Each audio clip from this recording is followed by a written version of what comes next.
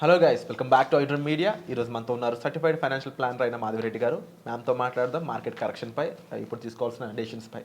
Hi ma'am. Hello అండి. So ma'am, previous ఎపిసోడ్స్లో already market కరెక్షన్కి సంబంధించి ఎందుకు అవుతుంది దానిపై అప్డేట్స్ అన్ని ఇవ్వడం జరిగింది. బట్ ఇన్వెస్టర్స్ ఏం చేయాలంటారు ఇలాంటి టైంలో?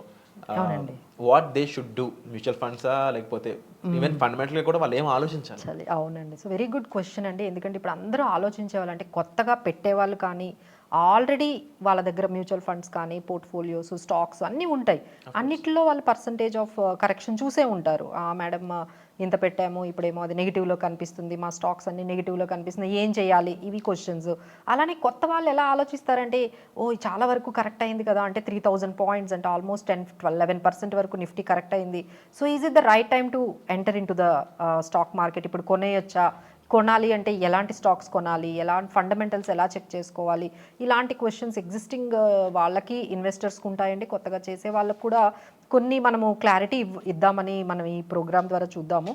సో వాలటిలిటీ అనేది మార్కెట్లో కామన్ అండి. అంటే 5 to 10% మార్కెట్ అంటే ఇప్పుడు 10% కరెక్ట్ అయింది కదా, ఈ 10% అనేది ఎవ్రీ ఇయర్ 2 times జరుగుతుంది ఏదో ఒక టైంలో. So this is very common. అలానే 10 to 20% ఫాల్ ఎవ్రీ 2 yearsకి ఒకసారి జరుగుతూ ఉంటుంది. అలానే 20 to 30% ఫాల్ ఎవ్రీ 5 yearsకి ఒకసారి 30% ఫాల్ అనేది జరుగుతూ ఉంటుంది. సో ఏవైతే మనం ఈ కరెక్షన్స్ అంటున్నామో 10%, 20%, 30%, ఇవన్నీ కూడా ఎవ్రీ 1 year, 2 year, 3 year, 5 yearsలో జరుగుతూనే ఉంటాయండి. These are all part of parcel of our stock market జర్నీలో. ఇవన్నీ కూడా క్వైట్ కామన్. అంటే కొత్తగా వచ్చే వాళ్ళకైతే దిస్ వాజ్ లైక్ బిగ్, అదే మేము ఇప్పుడే స్టార్ట్ చేసామండి, ఇప్పుడు రాగానే మాకు నెగిటివ్ అయిపోయింది, మేము చాలా రోజులు ఆలోచించి ఇప్పుడే మ్యూచువల్ ఫండ్స్లో పెట్టామండి, ఇప్పుడు అదేమో నెగిటివ్లో కనిపిస్తుంది.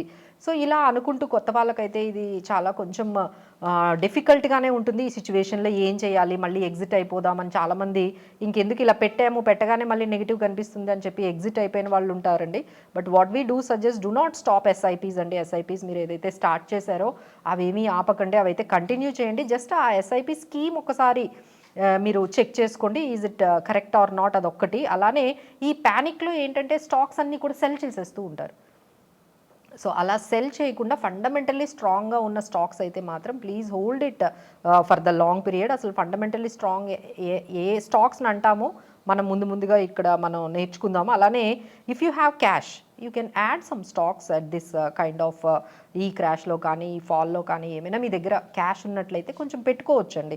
బట్ ఎందులో పెట్టాలి అనేది కూడా మనం చెప్దాము. సో కొన్ని ఫండమెంటలీ కొన్ని స్ట్రాంగ్ మ్యూచువల్ ఫండ్ స్కీమ్స్లో, అంటే కొత్తగా వచ్చే వాళ్ళకి డైరెక్ట్ అయితే మేము చెప్పమండి. అంటే డైరెక్ట్గా డీమ్యాట్ అకౌంట్ ఓపెన్ చేసేసుకోండి, మీరు ఈ స్టాక్స్ కొనుక్కోండి అనేది అయితే మేము సజెస్ట్ చేయము. ఎందుకంటే మార్కెట్ 10% కరెక్ట్ అయితే మా దగ్గర ఉన్న ఇన్వెస్టర్స్ అందరూ అబ్జర్వ్ చేసిందంటే, మేడం మా మ్యూచువల్ ఫండ్స్ ఓన్లీ 3% కరెక్ట్ అయ్యాయి.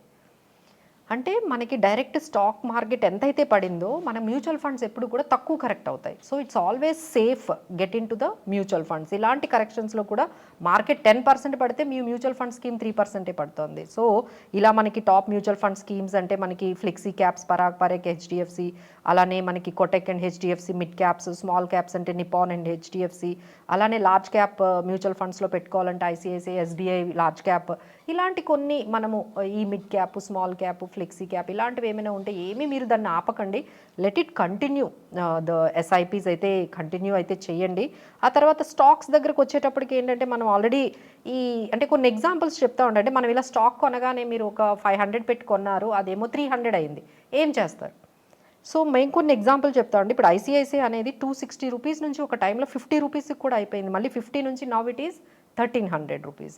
అలానే ఇన్ఫోసిస్ 200 రూపీస్ నుంచి ఒక టైంలో 40 రూపీస్ అయిపోయింది, but now it is trading at 1700 rupees. ఇలా మార్కెట్లో ఫాల్ వస్తుందండి, మళ్ళీ ఇమీడియట్గా దట్ విల్ రైజ్. బట్ ఏంటంటే మనం ఏవైతే స్టాక్ కొనుక్కున్నామో అది స్ట్రాంగ్గా ఫండమెంటల్గా కరెక్టా కాదా అనేది మనం చెక్ చేసుకోవాలండి. ఎప్పుడైతే ఫండమెంటలీ స్ట్రాంగ్ కాదో ఏదైతే మనం చెప్తున్నామో మళ్ళీ బ్యాక్కి, అంటే మార్కెట్ అంతా నార్మలైజ్ అయిన తర్వాత ఫండమెంటలీ స్ట్రాంగ్ ఉన్న స్టాక్స్ అన్నీ మళ్ళీ నార్మల్కి వెళ్ళిపోతాయి. బట్ ఏవైతే వీక్ ఉన్నాయో అవి అక్కడే ఉండిపోతాయి.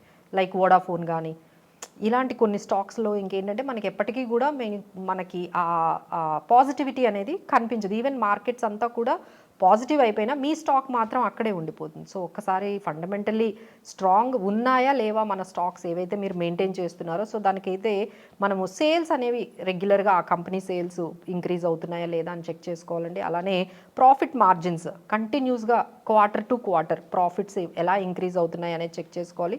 డెట్, కంపెనీ డెట్ అనేది ఎప్పుడు కొంచెం లోగా ఉందా, లేకపోతే డెట్స్ అనేవి చాలా ఎక్కువగా ఉన్నాయి, ఒక్కసారి ఆ డెట్ ఈక్విటీ రేషియో చూసుకోవాలండి. ROE అంటారు, రిటర్న్ ఆన్ ఈక్విటీ. అసలు మనం స్టాక్ మార్కెట్లో పెట్టేదే హై రిటర్న్స్ కోసం, ఎందుకంటే హై రిస్క్ తీసుకుంటున్నాం. సో కంపెనీ మనకి ఓన్లీ 10%, 5% రిటర్నే ఇచ్చిందనుకోండి, ఇంకా అందులో పెట్టడం కన్నా బ్యాంక్లో పెట్టుకోవడం మంచిది. సో ఆల్వేస్ ఏంటంటే ROE 15 to 20% ఒక రిటర్న్ ఆన్ ఈక్విటీ అనేది ఉన్నట్లయితే అది మనం స్ట్రాంగ్గా మనం చెప్పుకోవచ్చు. అలానే అన్నిటికన్నా ఇంపార్టెంట్ PE రేషియో అండి. PE రేషియో అంటే ఏంటంటే వాళ్ళు ఇచ్చే ఎర్నింగ్స్కి అక్కడ ఉన్న ప్రైజ్ ఎన్నిసార్లు ఉంది.